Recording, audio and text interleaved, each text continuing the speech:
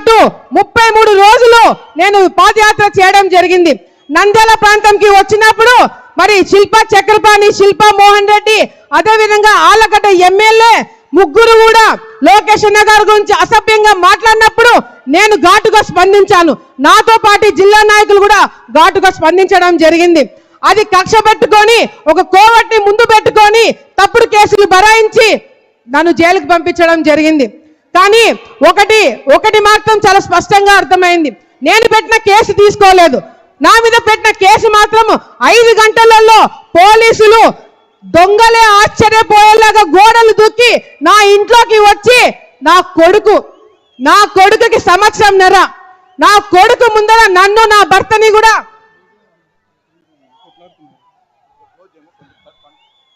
అన్న దయచేసి మీడియా మిత్రులకి సహకరించండి. జనాలు అక్కడ కొట్లాడుకోకండి. దయచేసి అందరు కిందికి దిగండి అన్న. మీడియా మిత్రులు అందరూ దయచేసి సహకరించండి. అందరినీ ముందుకు రండి, కిందికి రండి. కార్యకర్తలు దయచేసి సహకరించాలా. మన ప్రోగ్రామే కదన్నా, అందరు దయచేసి కిందికి రండి. మా మీద కూడా కేసులు పెట్టినారు. నేను తల్లి తండ్రి మేమిద్దరం కూడా జైల్లో ఉంటే నా కొడుకు ఇబ్బంది పడతాడని చెప్పి జడ్జిని అడిగినప్పుడు జడ్జి ప్రతి రోజు గంట సేపు నా కొడుకుతో ఉండడానికి పర్మిషన్ ఇవ్వడం జరిగింది. జైలుకి నా కొడుకు వచ్చినాడు సంవత్సరంన్నర నన్ను చూడడానికి. లోపలికి వచ్చినప్పుడు ఆ గంట సేపు ఉండి నా కొడుకుని పోలీసులు తీసుకుపోతుంటే నా కొడుకు ఏడుపు ఇంకా నాకు గుర్తుంది. నా కడుపు కోత ఇంకా నాకు గుర్తుంది.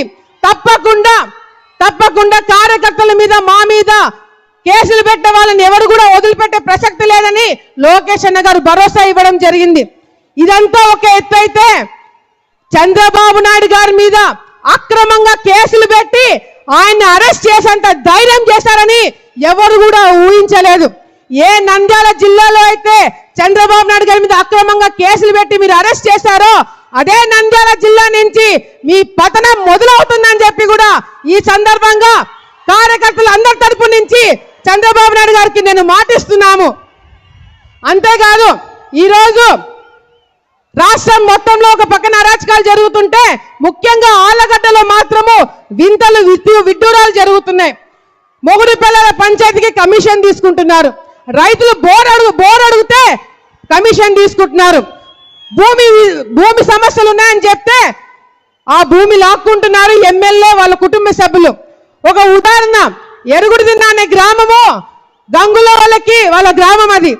నేను మొన్న ఇంటింటికి వెళ్ళినప్పుడు చండలూరు, మందలూరు, మాచినేనిపల్లె గ్రామం నుంచి వచ్చిన రైతులు మాకు నీళ్లు కిందికి వదలట్లేదు, ఎరుగుడున్న వాళ్ళు మాకు సహాయం చేయండి అని చెప్పి అడిగినప్పుడు, అందరికీ నీళ్ళు వచ్చినప్పుడు మీ 3 గ్రామాలకు ఎందుకు నీళ్లు రావట్లేదని అడిగినప్పుడు వాళ్ళు చెప్పిన సమాధానం వింటే చాలా బాధగా అనిపించింది.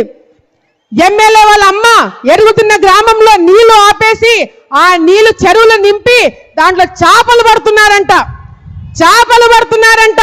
ఎమ్మెల్యే వాళ్ళ అమ్మ చేపలు పడుతుందంట. నీళ్లు వెళ్ళి అడిగిన రైతులు మాకు నీళ్లు కావాలంటే మీ 3 గ్రామాలు చందాలు వేసుకొని రైతులు డబ్బులు ఇవ్వండి, అప్పుడు కేసీ కెనాల్ నీళ్లు తెలుగంగా నీళ్లు వదులుతామని చెప్పినారంటే ఎంత సిగ్గుచాటని చెప్పి కూడా సందర్భంగా తెలియజేసుకుంటున్నాం. సార్ ఇక్కడే శిల్పా వెంచర్ వేసినారు. శిల్పా వాళ్ళు ఇక్కడ వెంచర్ వేసింది ఎట్లా అంటే బయట చూడడానికి అంతా బానే ఉంది, కానీ లోపల మాత్రము కేసీ కెనాల్ ని బూట్ చేసి అక్కడ వెంచర్ కట్టడం జరిగింది. ఎమ్మెల్యే ఎందుకు అడగట్లేదు, ఎమ్మెల్యే ఎందుకు నోరు మూసుకున్నాడు అని చెప్పి మేము కూడా ఆలోచించినాం. తర్వాత అర్థమైంది ఏంటంటే శిల్పా వాళ్ళు ఇక్కడ స్థానికంగా ఉన్న ఎమ్మెల్యేకి కమిషన్లు అంటించినారు. అందుకే ఎమ్మెల్యే కూడా నోరు మూసుకొని కేసీ కెనాల్ బూర్చినా కూడా ఏమి మాట్లాడలేకపోయినారు. ఇట్లా ఆలగడ్డ ప్రాంతంలో ఎప్పుడు లేని నీచ సంస్కృతిని వీళ్ళు తీసుకురావడం జరిగింది. అంతేకాదు సార్, ఈరోజు మనం అధికారంలో ఉన్నప్పుడు ఈ ప్రాంతంకి 2 సంవత్సరాలు నాకు సేవ చేయడానికి అవకాశం వచ్చినప్పుడు అన్ని విధాలుగా కూడా రైతులకు కావచ్చు, మహిళలకు కావచ్చు, యువతకు కావచ్చు అందుబాటులో ఉండే అన్ని కార్యక్రమాలు చేయడం జరిగింది. సమయం తక్కువ ఉంది కాబట్టి రేపొద్దున మనం మళ్ళీ గెలిచిన తర్వాత మీరు ముఖ్యమంత్రి అయిన తర్వాత తప్పకుండా ఆలగడ్డలో కావాల్సినవి ఎట్లాగో రోడ్లు, ఇల్లు ఇవన్నీ కూడా మేము తెప్పించుకుంటాము మిమ్మల్ని అడిగి.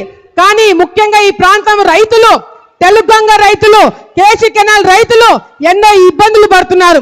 అలగనూరు ప్రాజెక్టు తప్పకుండా పూర్తి చేసి కేసీ కెనాల్ రైతులను ఆదుకోవాలని చెప్పి కూడా ఈ సందర్భంగా కాబోయే ముఖ్యమంత్రి గారికి తెలియజేసుకుంటున్నాము. తెలుగంగా రైతులు పంట కాలువ లేక చాలా ఇబ్బందులు పడుతున్నారు. ఆ పంట కాలువలు కూడా తప్పకుండా ఏర్పాటు చేయాలని చెప్పి కూడా రేపు పొద్దున మనం అధికారంలోకి వచ్చిన తర్వాత ఏర్పాటు చేస్తారని చెప్పి మాకందరికి కూడా నమ్మకం ఉంది.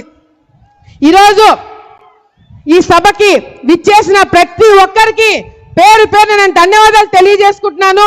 ముఖ్యంగా ఈ వేదికని ఏర్పాటు చేసిన టీం కావచ్చు, అదేవిధంగా వాలంటీర్లు కావచ్చు, అబ్జర్వర్లు కావచ్చు, ఈ వేదిక పైన జిల్లా నాయకులు కావచ్చు, జన సైనికులు కావచ్చు, అంతేకాకుండా అంగన్వాడీ వాళ్ళు చాలా రోజుల నుంచి ఇబ్బందులు పడుతున్నారు.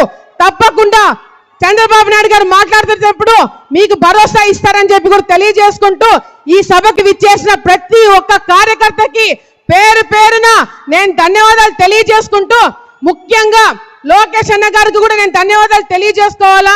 ఈరోజు తల్లిదండ్రులు ఇద్దరు చనిపోయినా కూడా నన్ను ఒక అన్నలాగా కాపాడుకుంటూ వచ్చి ఎవరు ఏం చెప్పినా ఏం చేసినా నాకు అండగా ఉన్నందుకు లోకేష్ అన్న గారికి వచ్చే జన్మలో కూడా నేను రుణపడి ఉంటానని చెప్పి మరొకసారి తెలియజేసుకుంటూ, ముఖ్యంగా నాకు ఈ సభను ఏర్పాటు చేయడానికి ముఖ్యంగా నాకు హెల్ప్ చేసిన నా తమ్ముడు జగత్ విఖ్యాత్ రెడ్డికి,